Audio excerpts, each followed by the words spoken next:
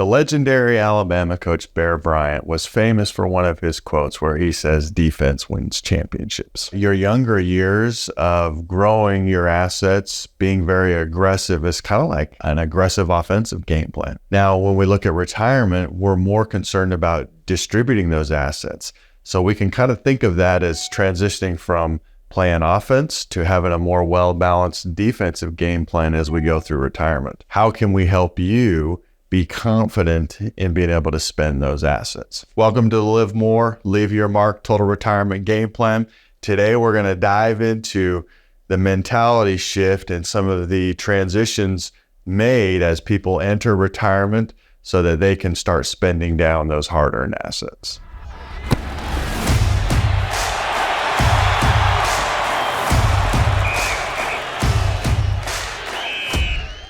Number one, we got to talk about transitioning from offense to defense. Just like in a football game, if you have a big lead going into the fourth quarter, you're probably going to call a little bit different game plan than if you're behind, right? In the beginning of the game, you may be throwing balls down the field, making some more aggressive, riskier plays. But as you've got the lead and you're ahead, you're going to start running the clock down, right? You're going to become a little bit more defensive in your play call. It's no different as we transition to retirement. Now we're transitioning from being aggressive, growth-oriented, playing more offense to now, how do I keep what I have? How do I spend it down efficiently? How do I make sure I'm not going to run out of it? And we are going to kind of take a little bit more defensive approach. Now, for a lot of people, that mentality shift can be difficult, right? We go from receiving a regular paycheck, maybe we're able to save every month from that paycheck and grow the assets,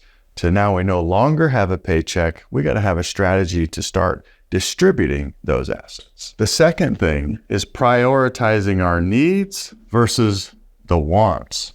Now, it's really important as we go into that retirement phase, we understand, what are my need to haves? Housing, healthcare, food, the bills that are necessary, right? We got to understand what those expenses are going to look like.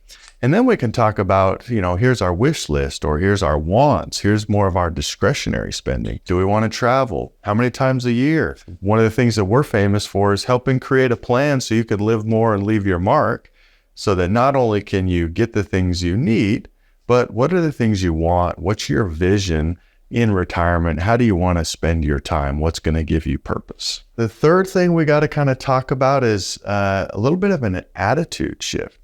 We got to embrace a new mindset. Right? A defensive mindset is going to require some patience, some discipline. We have to be very intentional.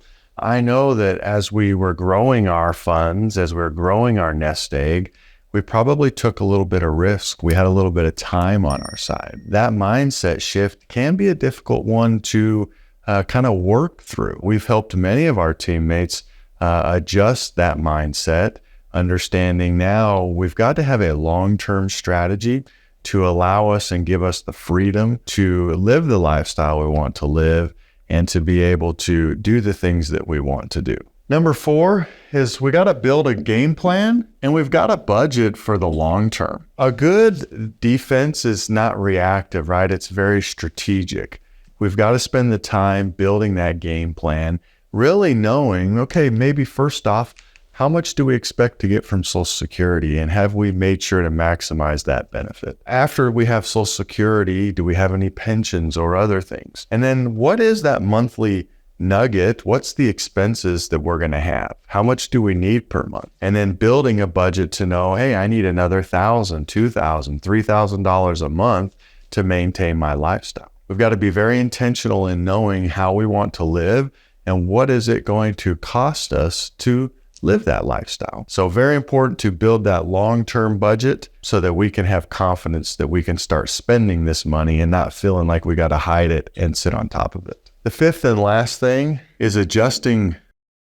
Many people may have a fixed income. And so we've got to strategize ways to be able to keep up with that cost of living, right? Healthcare costs are probably going to go up. Necessary, food costs, those things will probably rise over time. And do we have a game plan to allow us to have that income? Now, of course, Social Security is going to get the COLA adjustment, hopefully continuing going forward. If you have a pension, generally those don't have any cost of living adjustments to them. So knowing that what we're buying today is going to cost us more 10 years from today, and making sure that we've built a plan that can grow our income as inflation and costs of good go up does help bring a lot of clarity, especially with the last few years where we've gone through kind of an inflationary period that we have not seen for a long time, maybe since the late 70s and early 80s. Knowing retirement's going to last 20, 30, for some of you 40 years, have we considered the rising costs of goods over that time period? So of course, using these 5 things to make sure we can adjust as we enter into retirement,